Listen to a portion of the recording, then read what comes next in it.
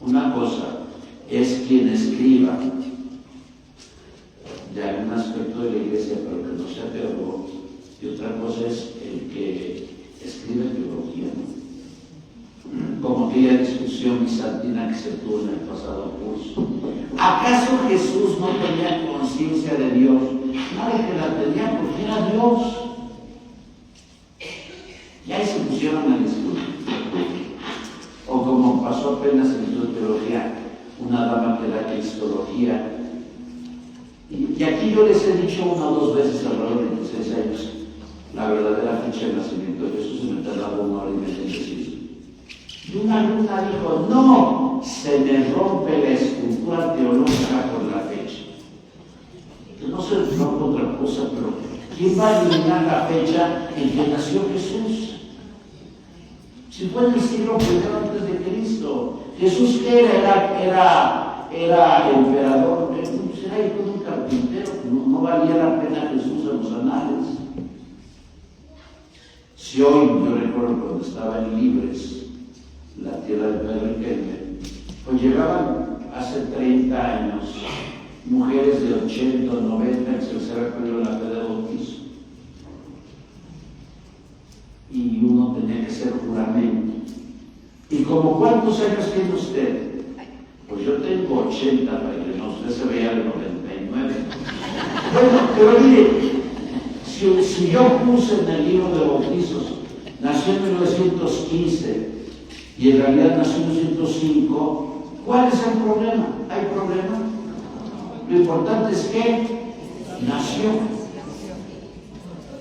Y yo tuve que regañar a esta mujer porque le dije, ¿cómo se te va a romper tu esquema teológico porque te enteraste que Jesús no nació en el año 1?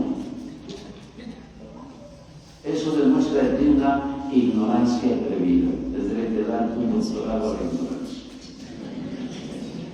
¿Por qué? ¿Y por qué llegamos a estos puntos? ¿Por qué no leemos? Y hay mucha gente, perdón mi franqueza, que no lee. Bueno, espero que ustedes lean. Desde hace 26 años les he dicho que lean mucho. Bueno, pero vuelvo al punto. Entra con los agustinos cuando él tenía 16 años, un mozuelo en el lejano año 1971, cuando nos gobernaba un gran presidente, Luis Echeverría Álvarez, que era populista en la ciudad de Paso. Bueno, y empieza su carrera con los agustinos. Recuerden ustedes que los religiosos tienen una virtud que no tenemos los diocesanos. ¿Cuál es la virtud de los religiosos? Que les piden que estudien la carrera que ellos quieren. ¿Ande? No, desde siempre. Aunque usted no lo cree. Es que tú te desarrollas en lo que te gusta. Si a veces hay frustración en sacerdotes de cualquier dos diócesis, que tal vez su gusto sea la teología espiritual y te mandan a estudiar sociología y te frustras. Y por eso algunos padres no traen la cédula.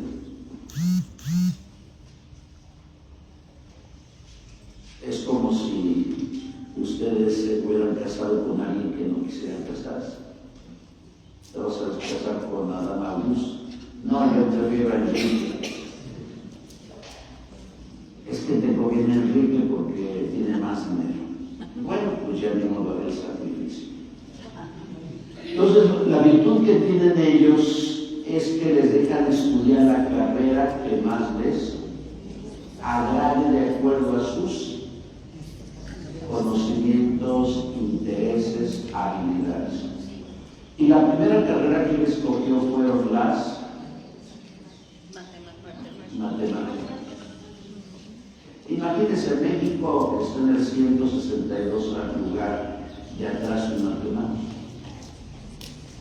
Si ustedes revisan los libros de primaria y secundaria, no tienen nada de matemáticas. porque un pueblo inculto es fácil de manipular. Un pueblo inculto es fácil de manipular. Bueno, un matemático tiene varias virtudes. La primera tiene agilidad mental. Un matemático piensa rápido las cosas. Un matemático tiene argumentos para discutir. Un matemático será selectivo y un matemático podrá jugar excelentemente el ajedrez. Esa es una virtud que brota del conocimiento de una área de saber, la matemática. Y de ahí podríamos poner la estadística, el álgebra y el cálculo lineal. Por tanto, quien estudia matemática, y son pocos, vean ustedes cuáles son las carreras de los colegios que más se llenan: medicina, derecho y contaduría e ingeniería. ¿Quién quiere dar matemáticas? Nadie. Cuando yo entré en la Guapachosa, en la UAP, hace 26 años, yo entré a estudiar historia. Tuve un buen puntaje, 987. Y había dejado de estudiar el bachillerato en un lapso de ¿cuántos años? 25 años. Y saqué este promedio. Y hasta me dijeron ahí en la UAP: usted hubiera entrado directamente a medicina y a derecho, que son las más ocurridas. ¿Cuántos entraron conmigo a estudiar historia? 22. ¿Cuántos fueron de segunda opción? 78. ¿Cuántos nos graduamos? Como 5. Porque tenemos que estar en lo que más nos gusta. Y si tu querido nieto quiere ser chef, que le gusta la cocina, pues déjalo. Si tu querido hijo quiere estudiar historia, ay, pero eso no es lucrativo. Ese es el grave problema, que empezamos a hablar del dinero. Y frustras a la persona de por vida, porque va a estar frustrado toda la vida por culpa de mamá y de papá, porque hay papás horribles. Espero que ninguno haya sido de ustedes así, que manipulan la vida de sus hijos, aunque tengan 30, 40, 50 o 60 años. Bueno, estudió matemáticas, pero también estudió filosofía y teología, pero con la visión de ¿quién? De San Agustín. Por eso, antes de decir esta frase, con ustedes soy cristiano, para ustedes soy su obispo, que dijo: soy hijo de Agustín.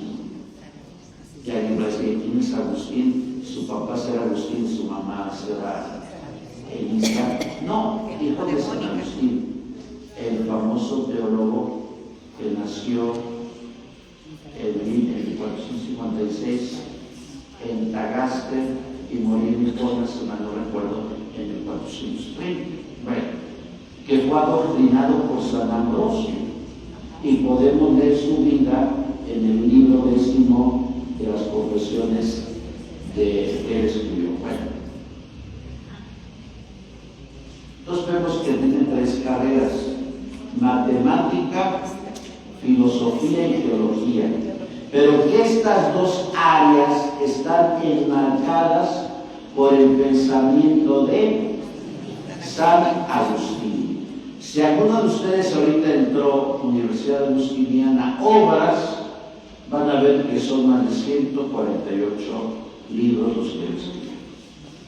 Y ustedes le escuchan y empiezan a leer y nos quedamos en la primera página, porque decimos: ¿qué dijo? Porque la verdad no le entendí. Pero para eso hay que esforzarnos. Si no entendemos una palabra, pues aquí tengo mi diccionario. Si Si no tengo un nombre, aquí tengo mi diccionario. Porque recuerden ustedes que San Agustín escribió al estilo de Platón. ¿Cuál fue el estilo de Platón?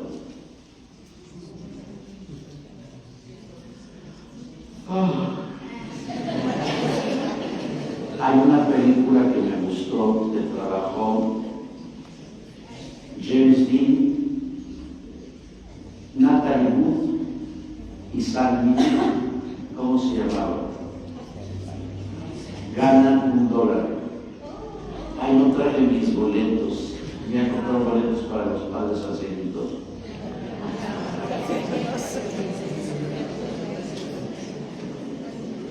Caducidad 3 de marzo, ¿qué es esto? Me regalo esto, quiere mi muerte. Esa película se llamó Rebeldes sin causa. Y Salmineo tenía el nombre de Platón. Pues, Platón es un plato grande, padre. Platón es un pensador del siglo V a.C., griego. Supuestamente, discípulo de Sócrates y maestro de Aristóteles. Bueno, Platón escribía en diálogos, pero eran ficticios diálogos donde estaba un nombre supuesto de un alumno y el maestro. Y el nombre supuesto del alumno encerraba la trama del diálogo, porque todos nuestros nombres tienen significado etimológico. Y eso es grandioso, pero descubramos la riqueza de Agustín. Entonces, muchos de sus libros son en forma de diálogos. Bueno, regresa a Chicago y recuerden ustedes que en el campo de los religiosos solamente están en provincias, pero también hay opción de decir quién quiere ir a las misiones, aunque no sean de su provincia, aunque tengan el campo diocesano no se puede. Entonces se fue a las misiones de Perú a una diócesis pobre, Chilcayo. No es lo mismo la diócesis de Puebla de Los Ángeles a la diócesis de Ejutla o a la diócesis de la Tarahumara. De Puebla a la Tarahumara hay una distancia misma. Bueno, si en Chicago había convivido con migrantes, si había sido monaguillo y catequista, si ahora tiene el arma de la matemática, de la filosofía y la teología, entonces, ¿para qué sirve esto en el campo misión con pobres y con indígenas? ¿Servirá? Claro que sí. Y miren, cuando yo les hablé aquí en una junta general de los 500 años de la llegada de los franciscanos, el 13 de mayo del año 1524, el año pasado, yo les decía que el primero que llegó fue un mercedario,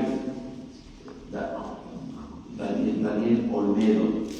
Después llegaron 3 franciscanos y luego los 12 franciscanos. Y los 3 primeros franciscanos eran amigos de Carlos I de España, porque eran de Gante, y Carlos I había nacido en Gante. Y en Gante había dado clases, ¿quién? El que escribió el elogio de la locura, ¿a quién me refiero? Erasmo de Rotterdam.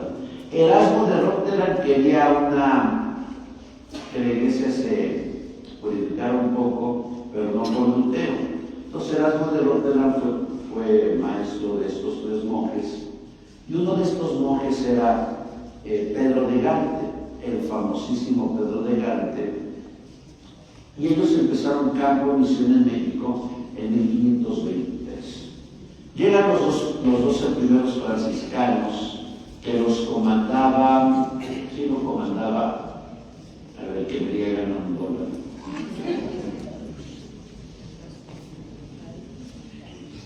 Ahí estaba Motolinía, ahí estaba Cisneros, pero ¿quién lo comandaba? Cuando lleguen a los 59 no se den cuenta. Yo voy a llegar a los 60 años, qué horrible. Me quedan 5 años para recibir mi pensión del bienestar que tanto nos trae el señor presidente. De nuestros impuestos, eso sí.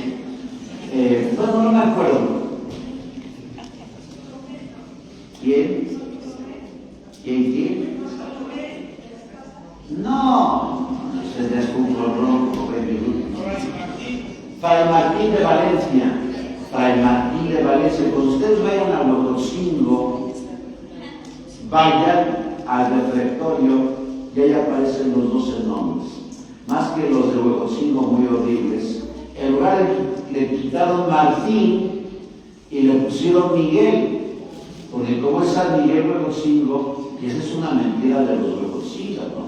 Es Fray Martín de Valencia.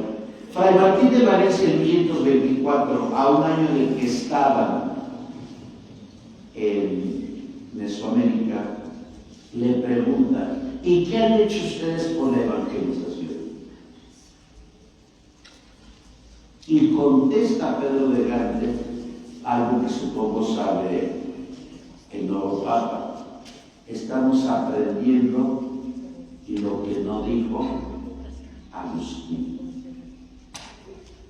¿Y qué es lo que no dijo Agustín? Aprenderse la lengua de los nativos para predicar el evangelio. Y es lo que hizo el obispo en Chilcaya, aprenderse la lengua nativa. Porque miren, yo ahorita no me han felicitado porque hoy es el día de mi ¿qué? No, ayer fue el día del maestro, hoy es el día de la madre. Una mujer me habló y me dijo: felicidades, padre, el 10 de mayo. ¿Y por qué? Es que usted es como una madre para mí.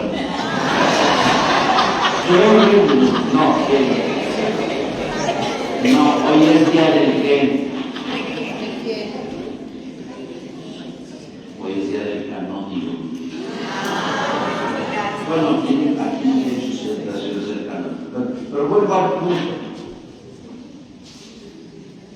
El periodo más fecundo para los indígenas en México fue siglo XVI, siglo XVII, siglo XVIII, porque la corona española dijo: anúncienles el Evangelio en su lengua nativa. Y que en los colegios los maestros sean bilingües, que aprendan su lengua y la segunda lengua sea el castellano. Aquí, Palafox y Mendoza, cuando quitó a los dominicos y agustinos 24 parroquias, es porque no sabían las lenguas que se hablaban en Puebla. Y por eso los dominicos subieron también mucho a Palafox. ¿Quién quitó eso?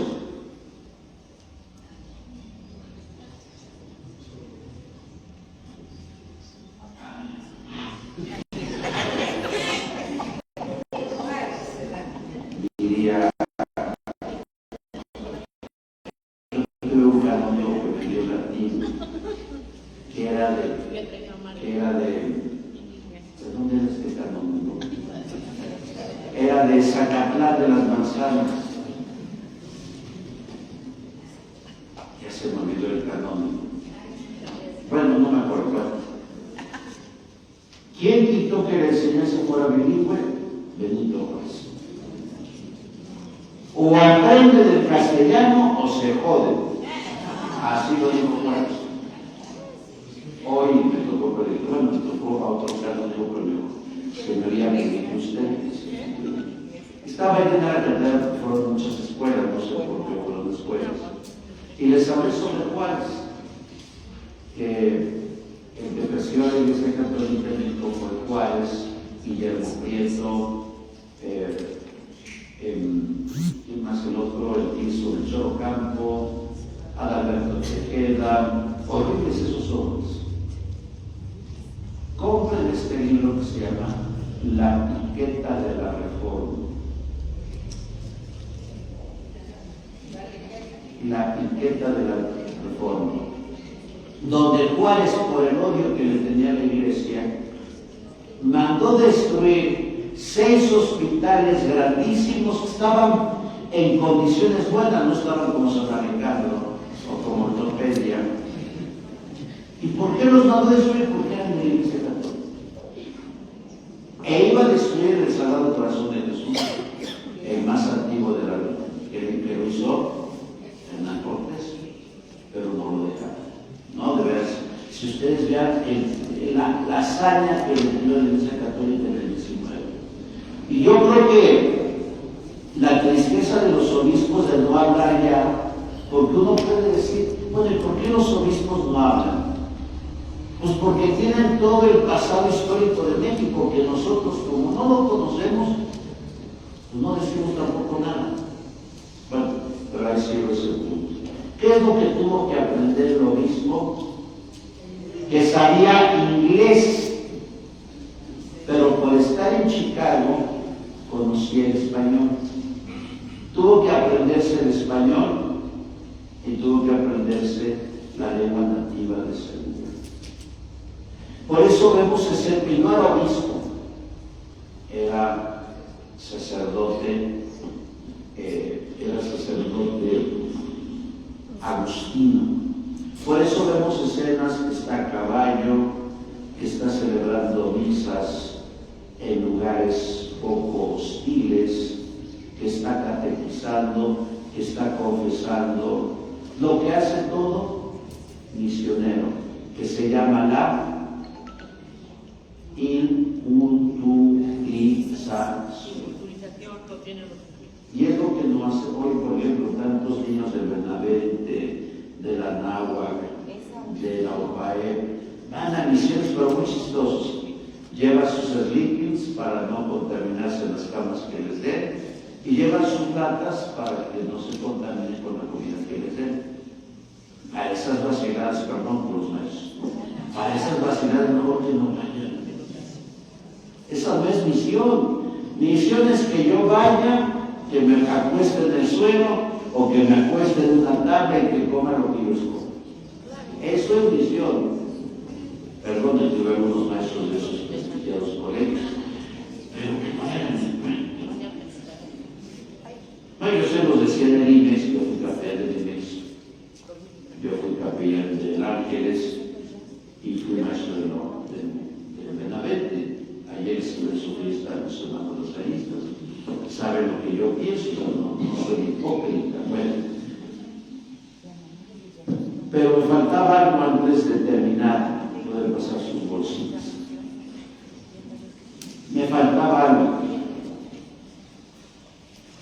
En Roma, ¿saben que estudia? Estudia el doctorado en Derecho Canónico. Entonces, aquí ya tenemos otra interpretación de los estudios que hace este hombre. Él conoce cuál es la constitución de la Iglesia Católica, que es el derecho canónico. Como doctor, él sabe de cabo a rabo la interpretación de la Iglesia. Pero como se los he dicho acá, el último canon del derecho canónico es el canon 1752. ¿Y qué dice este canon?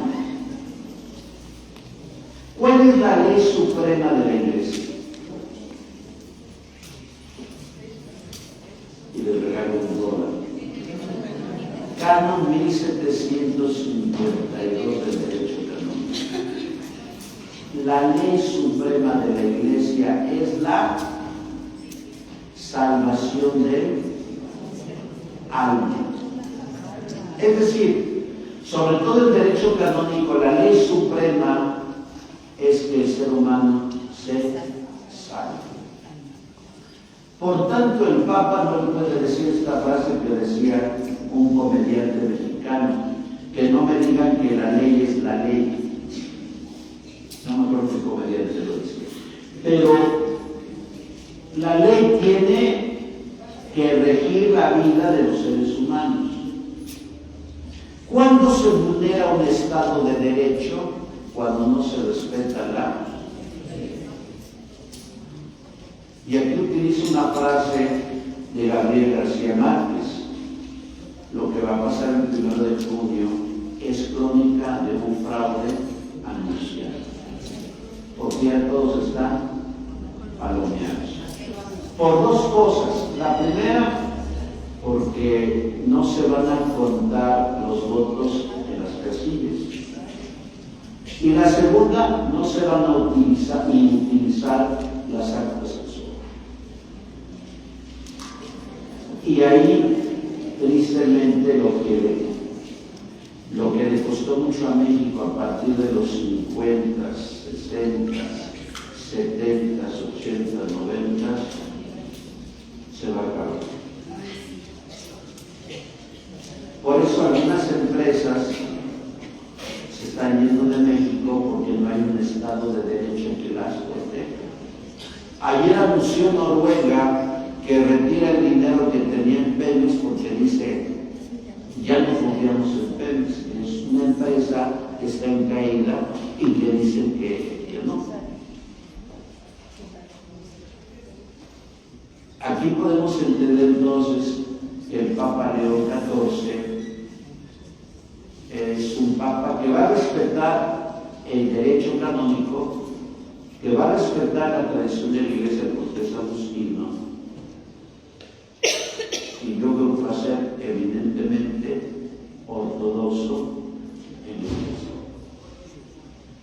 Él no va a tener un lenguaje ambiguo ni confuso, por esa solidez que tiene en esas materias que les he dicho y aprendido. Y ahorita en la segunda parte vamos a hablar por qué León XIV y en qué sí va a ser progresista. Pero va a ser progresista, yo creo, en la doctrina social de la Iglesia. Bueno, ¿alguna pregunta o comentario? No, yo les voy a preguntar de gente abril. Pues si no hay preguntas, yo les termino. Qué interesante, Padre, conocer lo que tenemos ahora de pasar. Está pidiendo la Iglesia un Padre Nuestro diario por el Papa, por todo lo que llevan hablando, para que siga con esa luz, con esa espiritualidad, con esa sabiduría. Un Padre Nuestro cada día. Rapidito les digo, Margarita Maldonado, si quieres pasar, ella ya tiene los boletos, ya los está vendiendo. Para que aparten, para que escojan, si quieren estar junto a sus amigas, aparten, empiecen a dar dinero para poder estar en la comida del aniversario. Otra cosa, cuando ustedes y nosotros llegamos a la casa de la cristiandad, encontramos un salón hermoso, con las sillas bien colocadas, limpio, hay luz, hay ventilación. Si vamos al baño, hay agua, hay papel, hay jabón. Todos nosotros como ministros, ¿en qué cooperamos? ¿Cuánto billete nos piden para entrar? Una moneda de 5 pesos. ¿Qué cooperación damos mensualmente? Ustedes, nosotros. Nada. Lo único que damos es la monedita, el centavito de la bolsita, las canastitas que pasan en un momento. Si tenemos todo eso, seamos honestos y echemos nuestros 5 pesos Con eso pagan el agua que utilizamos. Ustedes saben cuánto cuesta el agua porque en todas las casas tenemos que pagar el agua. Seamos honestos. ¿Qué les pide económicamente la pastoral al mes? Nada, echan lo que guste cada quien, no les estamos viendo, has hecho un peso y te echó 50 centavos. Lo que quieren hecho. Encontramos limpio para todos los superiores generales, va a conocer más de cerca al Papa Francisco y es cuando el Papa lo nombra obispo. Ya está algunos años ya como obispo en Chincaya y después, viendo sus habilidades, el Papa le da los cargos a nivel mundial. El primer cargo es prefecto del dicasterio de obispos. ¿Cuál es el dicasterio de obispos? Aquel dicasterio en Roma donde nombra a los obispos y donde llama a los obispos cuando no están muy bien alineados en su conducta dogmática o conducta moral. Pero no solamente le da ese cargo, sino también le encarga el sínodo de la sinodalidad. Ven que el sínodo de la sinodalidad tuvo dos momentos: octubre del año 2024 y octubre del año 2023. Al final, en el consistorio de diciembre del año 2023, lo va a nombrar cardenal a los 58 años de edad. Por tanto, podemos entender que el cardenal es relativamente joven, pero en especial es relativamente nuevo porque tenía 1 año y medio de cardenal. En algunas entrevistas que me hicieron en radio, me hablaban de otros cardenales papales y yo les decía, en las elecciones de papas del siglo XX y XXI solamente atinaron en 2, ni en la de Bergoglio, ni en la de Wojtyla, ni en la de Luciani, ni en la de Benedicto, ni en la de Juan XXIII, ni en la de Pío XI, ni en la de Benedicto XIV, ni en la de Pío X. Solamente atinaron en la de Paulo VI, Giovanni Battista Montini en 1963 y en la de Eugenio Pacelli en 1939 en Pío XII. En realidad, en la mayoría de las casas encuestadoras a él no lo ponían, a Prevost. Pero se entiende que las congregaciones sirvieron para que ellos se conocieran un poco más, para que ellos expresaran sus opiniones, no tanto sobre el dogma, porque el dogma no se puede discutir, el dogma no se puede cambiar. Yo creo que las posturas van en relación a los problemas de ahora, la cuestión obrera, qué se opina sobre la ideología de género, qué se opina sobre el cambio climático, sobre la guerra. Y yo creo que ellos pusieron sus puntos de vista muy personales. Yo comentaba que en la radio también que íbamos a tener Papa el viernes 9, pero yo me equivoqué y hubo elección en la cuarta elección, es decir, ya había consenso. Se ha especulado que el cardenal Parolin, que era el secretario de Estado, quedó a la par con él, Parolin de 79 años y Prevost de 69 años, el que Parolin mejor le cedió. Porque en ese caso aquí no se trata de que los dos punteros tengan más puntos, no. A veces cabe prudencia en el mundo de declinar y decir, yo declino mi elección a favor del otro. Hubo humo blanco como a las 10:10 de la mañana, tiempo de México, y empezaron a tocar las campanas de la Basílica de San Pedro. Y rápido, en 10 minutos, se llenó la vía de la conciliación. Ya quisiera tener muchos políticos que tenían tanta gente sin llevar acarreos, ni frutzi, ni 500 pesos, ni pasar lista, como hacen los líderes sindicales de todo México. Bueno, y se llenó la vía de la conciliación. ¿Qué hubo en ese momento? Se entiende que cuando alguien es elegido, le preguntan, ¿aceptas?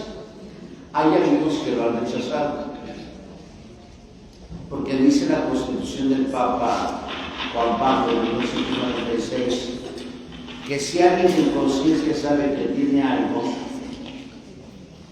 pero que no sea ni miedo, ni sea no voy a dar el ancho, que lo acepte. Y después, ¿qué nombre quieres? Quiero el nombre de León XIV.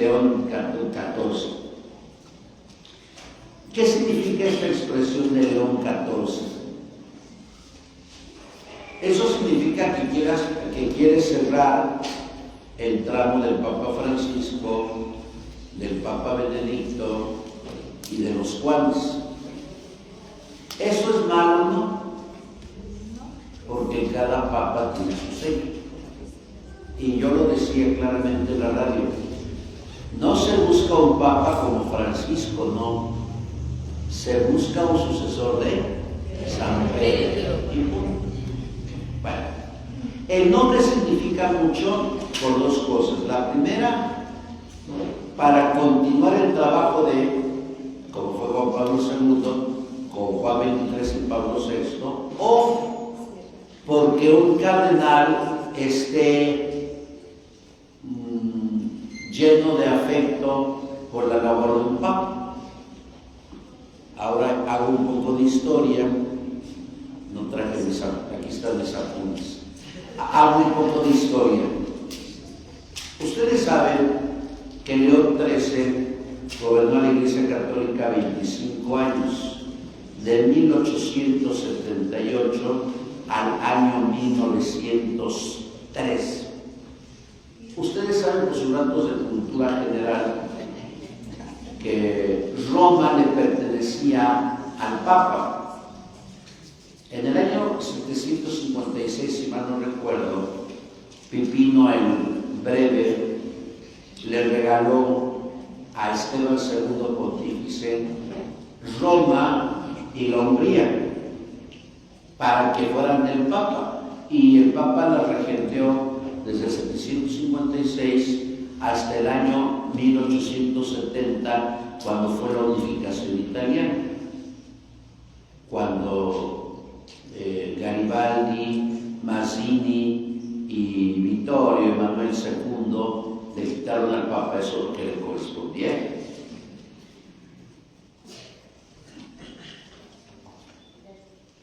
¿Qué es lo que hizo el Papa Pío IX? Pío IX excomulgó a Vittorio Emanuele, a Mazzini y a Garibaldi y a todos los católicos que intervinieron en esa felonía. Y a partir de 1870 hasta los tratados de Letrán en 1929 entre Gasparri y Mussolini, los papas ya no salieron de San Pedro. Ni León XIII, ni Pío X, ni Benedicto XIV, hasta Pío XI. Yo no recuerdo cuántos millones de liras le dieron al Papa para pagarle Roma. Claro, era imposible pagarle Roma, porque los que hemos tenido oportunidad de estar en Roma, Roma es bellísimo. Tú puedes estar en Roma caminando, y son bellezas. Italia es belleza. belleza, España es belleza, Portugal, Alemania parte del mundo que escribió después de la Segunda Guerra. Entonces, ¿a qué se dedicaban los papas? Los papas se dedicaban a escribir nada más. No salían a visitas pastorales porque estaban encerrados. ¿Y saben cuántas encíclicas escribió León XIII? 83 encíclicas. Es decir, escribió más de 20,000 páginas. Que yo creo que los mortales que estamos aquí, pues no los vamos a ver. Él escribe contra la masonería, él escribe a cada país con los problemas que tiene, él escribe contra el capitalismo y contra el comunismo, pero ¿qué problema latente había en Europa a mediados del 19?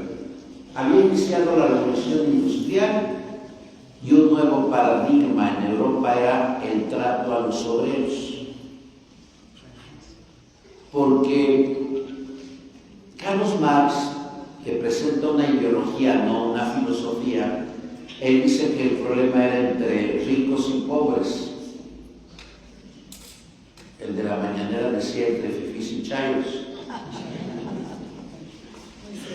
Y él dijo, el problema es entre el proletariado y la burguesía. Pero tristemente en el siglo XIX se asoció a la burguesía a la Iglesia Católica. Tristemente. Es decir, decían que los obispos eran burgueses, que los párrocos eran burgueses. Y se acercó mucho a la Iglesia Católica. Y muchos obreros, tristemente, se dejaron seducir por esas ideas. León XIII es asociado por un documento que aquí ya les leí hace muchos años, porque en Europa me invitaron a hablar sobre el Partido Católico Nacional en el año 2017, en un panel. Estuve a la altura de dos intelectuales de México. Bueno, más que uno lo leyó y el otro lo presentó Filipina, yo lo dije como siempre acostumbro de memoria, más que al final se me falló un dato y me puse nervioso. Cuando me falla un dato me pongo terriblemente mal, por eso yo no pasé a los canapés y a los vinos sustanciosos porque me dio pena y le dije, hice el ridículo, ¿no? Bueno, entonces a León XIII se le asocia con la Rerum Novarum. Recuerden ustedes que todas las encíclicas llevan su nombre por las 2 o 3 primeras palabras que están en la encíclica. Y la Rerum Novarum es el latín de las cosas nuevas. ¿Por qué de las cosas nuevas? Porque en el siglo XVIII no había problemas con los obreros porque no estaba la revolución industrial. Por ahí circulan unos videos donde dicen que el Papa ataca el comunismo, y lo dice un comunista. No, el Papa no ataca, el Papa ataca el comunismo y el capitalismo. Porque siempre hay que leer un poco, pero si nos vamos a esos videitos, como el videito de un sujeto que algunos de ustedes conocen, Luis Artida Monreal, que empezó a atacar al Papa León XIV diciendo que es el ayuda a los pederastas. ¿Qué se tiene que meter ese sujeto? Ese sujeto es un pragmático político que ha arrastrado a México a... Yo no sé con qué cara de clase de la UNAM, no sé por qué la UNAM se ha metido como... Bueno, pero vuelvo al punto inicial. La Rerum Novarum trata de las cuestiones sociales de los obreros que nadie había tratado. ¿Cuáles eran los problemas que había en ese tiempo? La gente trabajaba hasta 16 horas al día, trabajaban mujeres embarazadas y niños, no tenían buenos salarios y trabajaban en condiciones malas de trabajo.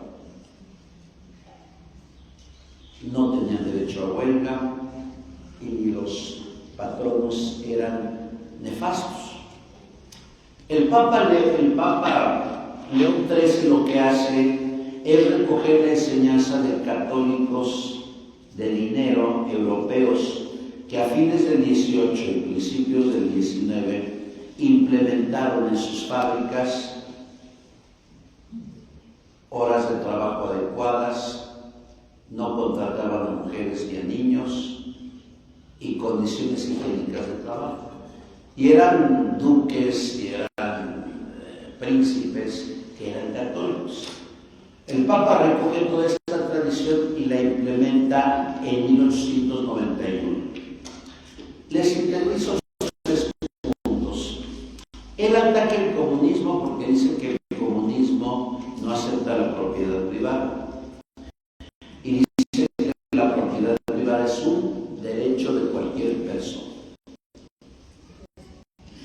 Pero también ataca el capitalismo porque dice que el capitalismo lo que ha hecho es lucrar con los derechos de la gente pobre.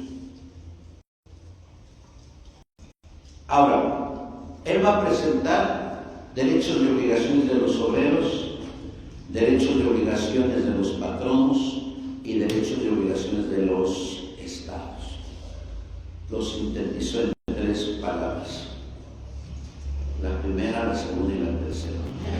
No, lo sintetizo en la primera. Miren, la primera, ustedes recordarán, y ninguno nació en 1991, no creo, pero ustedes recordarán que en los años 70, antes de la devaluación del 82, solamente trabajaba papá.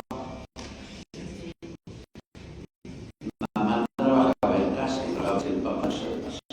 Y éramos en aquel tiempo 5, 6, 7, 8 hijos.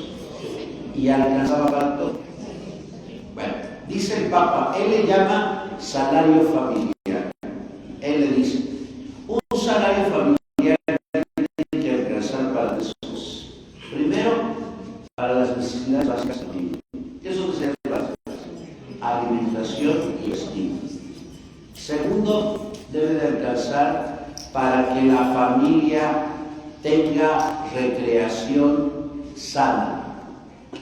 Es decir, se vaya al campo de golf de la Vista Country Club, se vaya a la casa que tienen los telefonistas aquí en Puebla de Bugambilias, se vaya a la casa de los electricistas que está aquí por la 22 Poniente, que tiene su alberca, su gimnasio.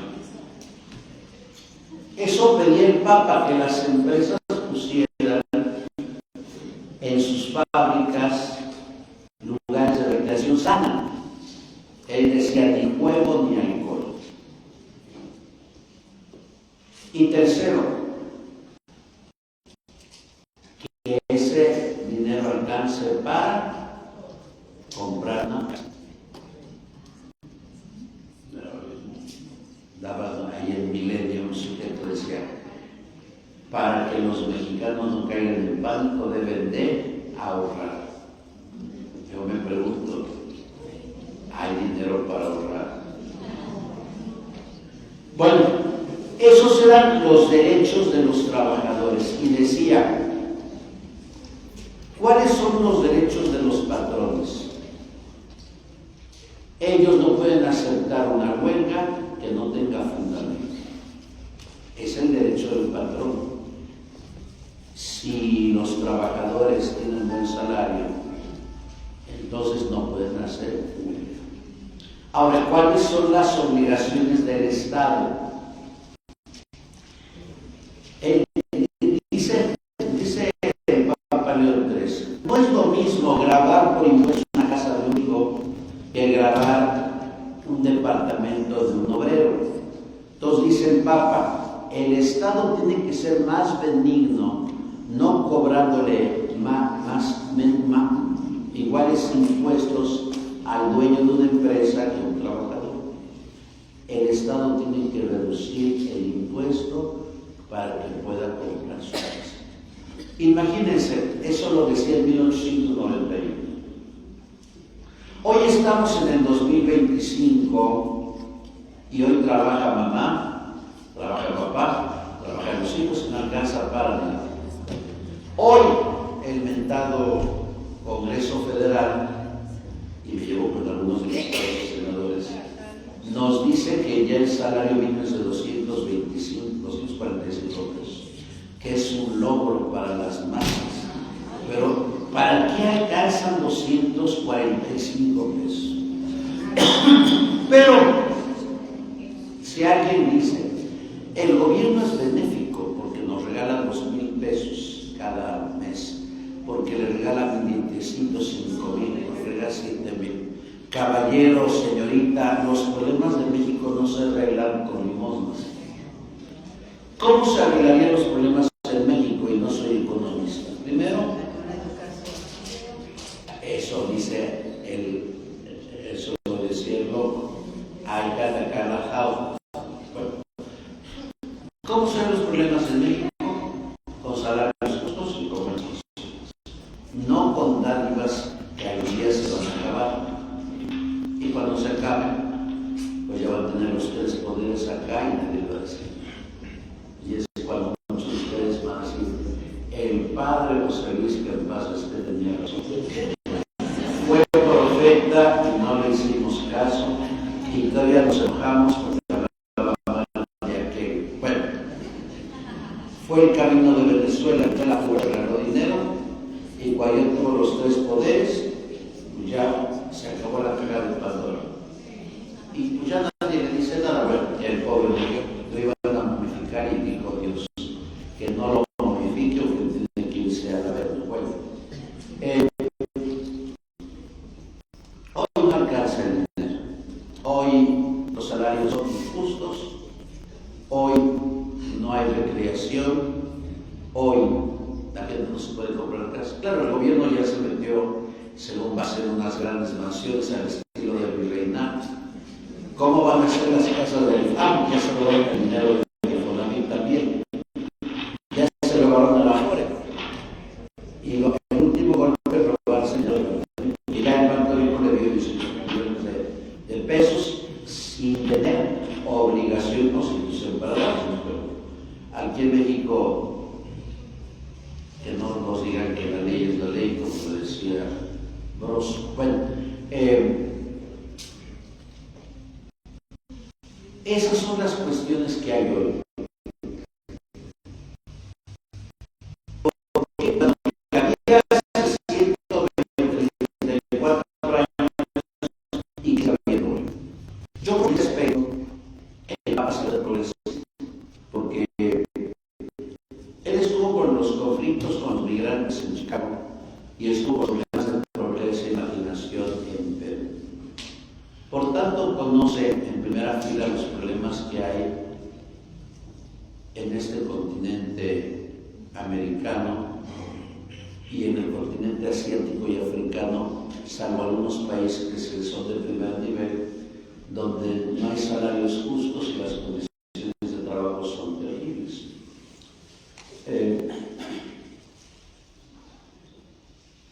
Yo espero que no venga a México. ¿Vale? Espero que no venga porque van a patrocinar a la 4T. ¿Saben por qué? Si ustedes buscan en internet el diseño que hizo la presidenta, yo no voy a ir, pero lo voy a invitar. Y luego se voltea riéndose. No sé si tú vayas a ir. ¿Por qué reírse? Porque es ateo. Pero ¿por qué reírse? Si lo invitara a Donald Trump, no se reiría. Y ahí rápido diría, sí voy. Pero si viene el Papa es patrocinar todo esta falta. Yo por eso ruego que no venga. Bueno, pero es una opinión personal. El Papa vendrá si quiere, ¿no? El primer país que va a estar va a ser Turquía dentro de 2 meses. Yo creo que el Papa va a hablar de los problemas sociales, ha hablado ya de problemas sociales, ha hablado de problemas de los migrantes, en especial lean la locución que dio el pasado martes a las iglesias orientales, que les llamó iglesias martiriales, porque las iglesias de Oriente sufren el martirio. Y va a ser un promotor de la paz, pero de la paz con argumentos, porque a mí me gustó la expresión que dijo con los cardenales, utilizando una expresión de Pablo VI cuando estuvo en la ONU en 1977, no más guerras. Y hasta él mismo se ha ofrecido de intermediario en la guerra de Yemen, en la de Palestina con Israel y en la de Ucrania con Rusia. Ese sería lo primero. Me interesó mucho lo que dijo a los medios de comunicación. Cuando habla de la verdad, recordando una frase de San Agustín, adequatio rei intellectum. ¿Qué es la verdad? La adecuación de la inteligencia con lo que yo estoy viendo. Eso es la verdad. Y la verdad nos hace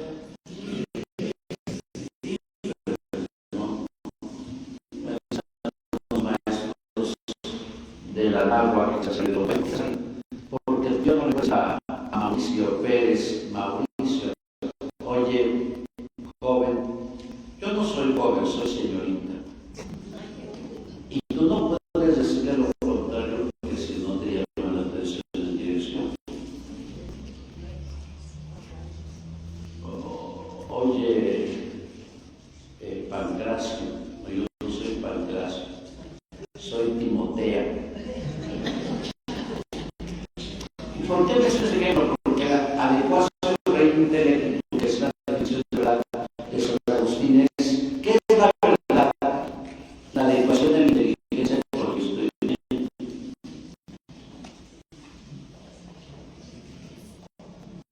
Yo creo que hoy, tristemente, algunos medios digitales escritos están borrados. Hemos vuelto a los lejanos años 60, 50, 70, porque no transmiten la verdad, no oculta la verdad. Y el Papa decía esta frase a los medios de comunicación internacionales. Él decía, mantengan a sus pueblos informados con la verdad, para que sus decisiones sean limpias. Y yo creo que este Papa va a defender la verdad del Evangelio. Y la hay que defender porque es que estamos unidos de la Iglesia Católica. Lean sus discursos. Casi los medios de comunicación se fijan en lo anecdótico. ¿Qué fue lo anecdótico el día sábado? Que una niña le dijo a es la verdad del Papa. Eso le va a costar millones. Se la van a vender a los judíos de Estados Unidos que ven la historia. Bueno, es anecdótico como cuando era el Papa, al Papa ¿qué? Juan Pablo.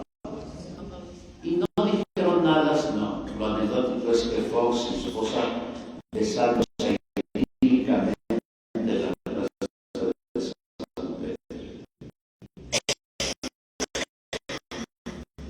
Por cada lo anecdótico el Papa Juan su de ya. Bueno, es anecdótico porque es Papa, pero más bien descubramos el contenido. Cuando el Papa Francisco decía, vuela a oveja, ¿qué significaba? Que los sacerdotes no seamos pretenciosos ni orgullosos, que seamos educados. Y lo que hoy se pide a un obispo, más que hablar de cuestiones teológicas, es que esté cercano a la gente. Por ejemplo, la próxima semana, no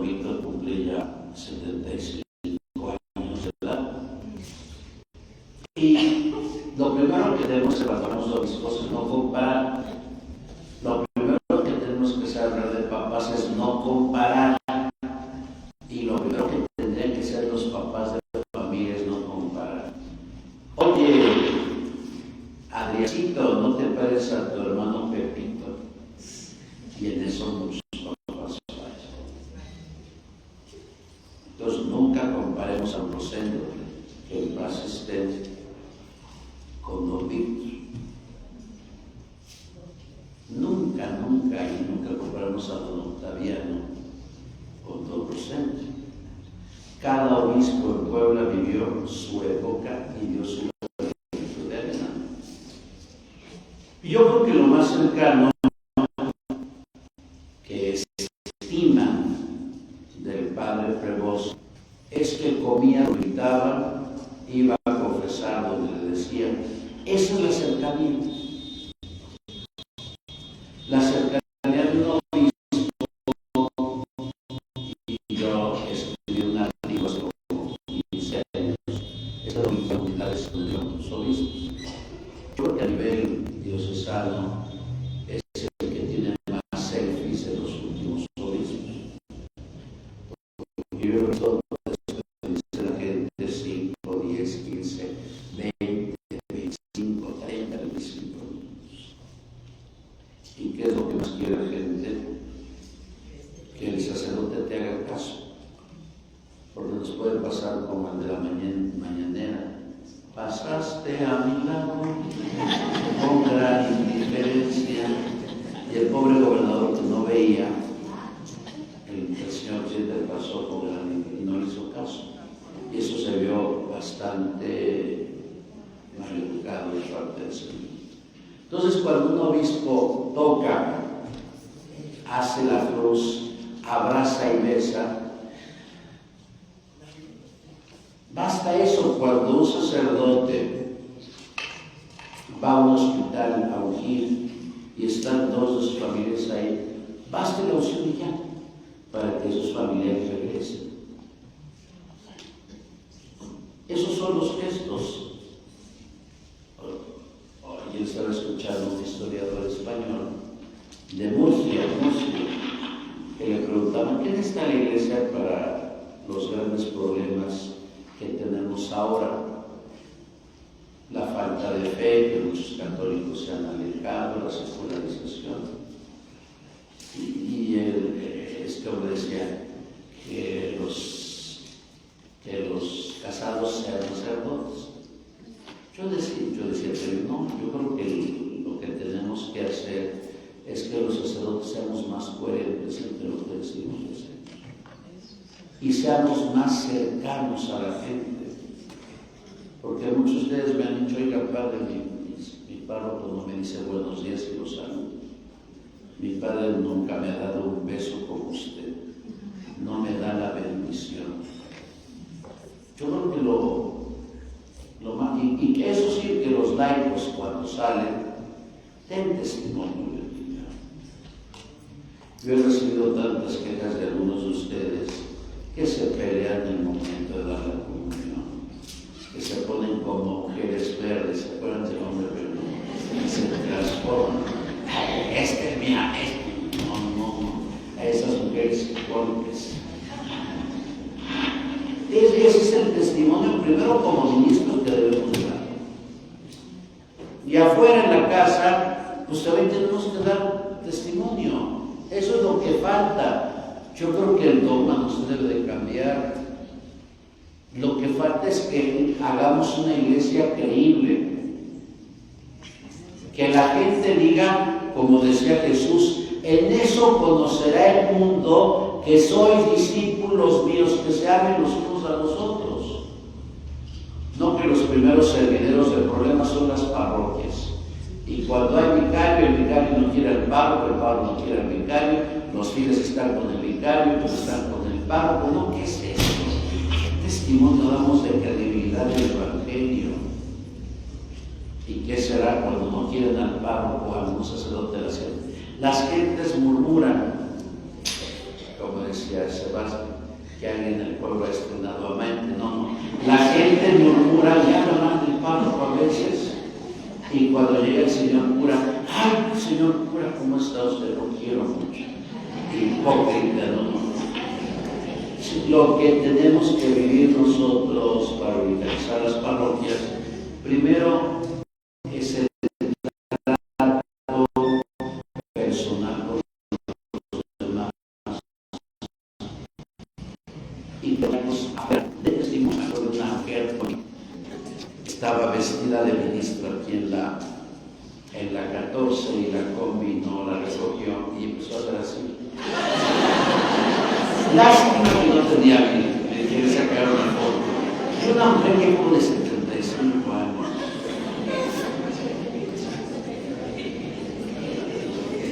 Yo le reclamé, digo, no padre, es que me dolía el brazo. Pero imagínense los que lo ven. O como contaba Conchita Hermida, lástima que no le grabamos sus chistes. Conchita Hermida hubiera ganado mucho dinero contando chistes, era mejor que Polo Polo. Pero un día Conchita Hermida, que no veía, es como yo que no veo, ya no veo bien, iba con el padre Fosogero que no veía bien. ¿Sí lo puedo contar? Sí, bueno. Estaba buscando un estacionamiento. Para ir a una parroquia. Entonces Conchita, pobrecita, le dice, aquí hay un estacionamiento. Ya entra.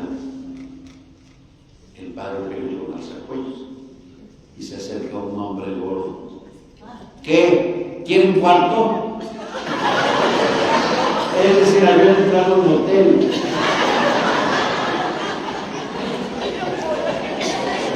Y nos dice Conchita, y para lo que le digo, no sálganse. Y ya, yo no sé, eso no nos explicó si se hicieron así, no sé. Y ya salieron del motel, ¿no? Y la Conchita, no chistosa, decía, imagínense los que nos vieron entrar y los que nos vieron salir. Estos arsenitos ya tienen fuerza.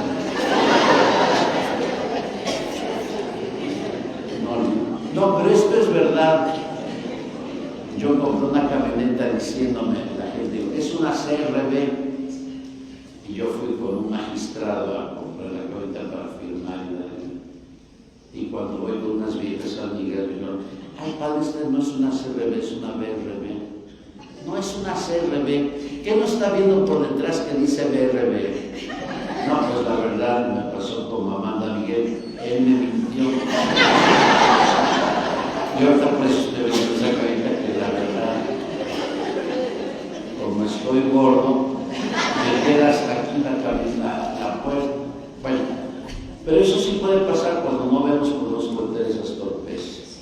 Bueno, todo esto ¿por qué salió? Porque el Papa se ha puesto el nombre de León XIV.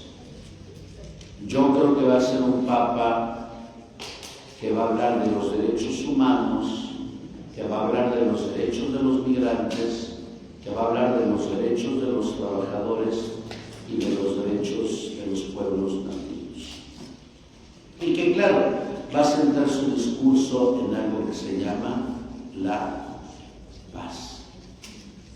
Este es el gran Papa que tenemos, primero Dios, el próximo domingo, cuando den las 12 de la mañana en Puebla, se va a transmitir su elección, más bien su entrada como pontífice 267 de la historia de la Iglesia Católica. Como decía Pini Fraile, hay que rezar mucho por el Papa. Dice León XIV. Insisto, no hay que comparar a los papas. Es que va a vivir en el Palacio Apostólico. Pues es jefe de Estado. Ustedes no se imaginan que se alteró la cuenta del Papa Francisco porque no es lo mismo que el Papa viva en el Palacio Apostólico que vive en la Casa Santa Marta, porque tenía más guardias acá. si nuestros presidentes bananeros viven en palacios? Entonces yo creo que el Papa como jefe de Estado pues tiene que vivir resguardado. ¿Qué es lo que le pasó a Juan Pablo II hace 43 años, el 3 de mayo? Lo quisieron matar. Y yo espero no ser ave de mal agüero, pero si este Papa se muestra muy cercano a estos problemas que hay en el mundo, pues tal vez está intentando matar. Pidamos por él, pidamos que aquí, como yo comenté en algún programa, se vio la acción del Espíritu Santo, porque nadie lo esperaba. Y lo más grandioso es que hubo consenso por parte de los cardenales. Y para muestra pongo un ejemplo finalmente antes de la misa. Y entonces nos va a hacer una porra la señorita que se salió por el teléfono. Voy a poner los 50 de comisión. Bueno, ¿qué ejemplo iba a dar? En una familia, cuando son hijos de papá y de mamá, cuando mueren los papás, aunque sean 3 hijos por herencia, no se ponen de acuerdo. ¿Y quiénes son los beneficiados? Los abogados. Lo peor que pueden hacer 2 hermanos es llamar a un abogado, porque estos problemas de herencias llegan a durar años, años y años. Se mueren los hijos y el beneficiado es el abogado. O sea, si ustedes tienen herencias, si no tienen hijos, yo me pido Bautista González. Si ustedes tienen bienes, hagan testamento. ¿A quién deben de darle más? Al que más nos ayuda. Porque si ustedes saben que tienen un hijo al estilo de Judas Iscariote, va a despilfarrar el dinero. ¿Es malo darle más a un hijo? No. Porque al fin y al cabo es dinero de ustedes y si quieren un buen consejo, vendan sus bienes y va a hacerse por el mundo. Pues ya les dieron a sus hijos todo. Ahora, ¿por qué mencioné ese ejemplo? Había 133 cardenales de 71 países. Hablan distinto idioma y tienen distinta problemática. No es lo mismo los problemas de Europa que los de África, que los de Asia y que los de América. Y ahora para ponerse de acuerdo, y salió la elección en día y medio. Esa es acción del Espíritu Santo. Por eso voy a un problema sencillito, como dicen los argentinos. Si 3 hermanos de la misma sangre no se ponen de acuerdo, ¿y qué será cuando llegan el yerno y la amada nuera? Que no tiene nada que ver con la herencia. Ahí están metiendo su cuchara como si fueran guadañeros, ¿no? Y no se ponen de acuerdo. Imagínense, 133 personas de 71 países con diferente cultura e idioma, porque el latín ya no es idioma oficial, se pusieron de acuerdo. Esto es acción del Espíritu Santo. Y termino diciendo lo que apuntaba el Papa Juan Pablo II en la Constitución para el Pontífice del año 1996. Él decía: el cónclave es un acto sagrado. ¿Por qué es un acto sagrado? Porque el que lo está manejando es el Espíritu Santo. No es como aquí, 1 de junio, el pueblo va a elegir. El pueblo ya eligió el Congreso y el Ejecutivo. Y ya eligió quiénes van a ser ministros y quiénes van a ser magistrados. Y ya eligió a la Inquisición de ellos. Porque van a tener Inquisición. Porque si no les parece lo que dice un ministro y un magistrado, lo van a enjuiciar. O cárcel, o destitución, o inhabilitación. Ese es el punto. Y vamos a retroceder. Y los que tengan propiedades privadas, si se las expropian, van a llamar a un juez y el juez no les va a dar la razón a ustedes, lo da. al Estado. Pero eso va a ser terrible para México.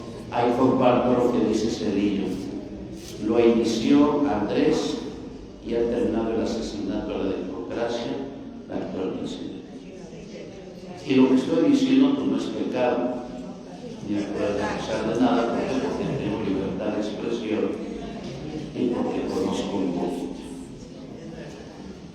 Claro, si alguien me pregunta, voy a votar, yo no me imagino un señor que tenga 80 años que vaya a votar y que tenga 6 hojas ahí para decir, pues aquí le relleno y aquí le relleno. ¿Cuánto va a gastar en una?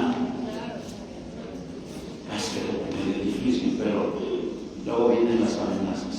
Si no votas ya no tendrás derecho a nada. ¿Mande? Ah, no, yo no estoy diciendo eso. Ya sé que hay que ir de distintos partidos, que hasta puede que me acuse, pero gracias a Dios hablo con argumentos. Bueno, pero volvamos a la realidad. Qué bueno que se ha elegido al Papa y esperemos que pues, nos dé muchas lecciones de vida y pontificia. Bueno, ya nos así ella no está, ¿verdad? No, pero entonces terminamos con algo sencillo. A ver, no se vayan, nos ponemos de pie. Véngase corriendo, que no nos quedan 2 minutos. No, me va a dar un ataque masivo a los asesinos. Aquí tengo los óleos, los asesinos. Una porra a dormir. Ah, pero ahorita le enseñamos entonces. A ver, hacemos los puentes, hacemos la anterior que fue pi, pi, pi, pi, pi. No, esa ya no, otra. Entonces, puentes. Otra, le dije otra. Otra, una porra. Bueno, entonces a la vieja, ¿no? O sí, que tengo una la misma bomba, sí, la misma bomba, arriba, la misma bomba, dos pitos, ¿vale? Esa. Dale, a mí 2. Dale, ¿vale? Les recuerdo las hojas que no me han dado. 2, 3. Sí que te bomba, la misma bomba. Sí que te bomba, la misma bomba. Alabado, a la misma bomba. Don Víctor.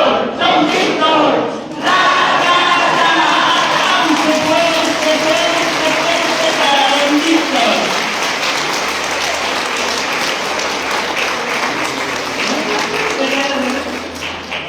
Yo falté. Ah, venga, a hacer otra vez. No se puede. ¿Esa fue ensayo? Se fue ensayo. Ah, dale. Pero ¿cuál es la frase final? Don Víctor, gracias. Ah, bueno. A la vida lo va a dar mi mamá, Don Víctor, es lo último. 2, 3. Sí, no. Chiquitibum la bim bomba. Chiquitibum la bim bomba. A la bio, a la bim bomba. Don Víctor, la, y el aplauso. ¿Sale? 2, 3. Chiquitibum la bim bomba. Chiquitibum la bim bomba. A la bio, a la bim bomba. Don Víctor,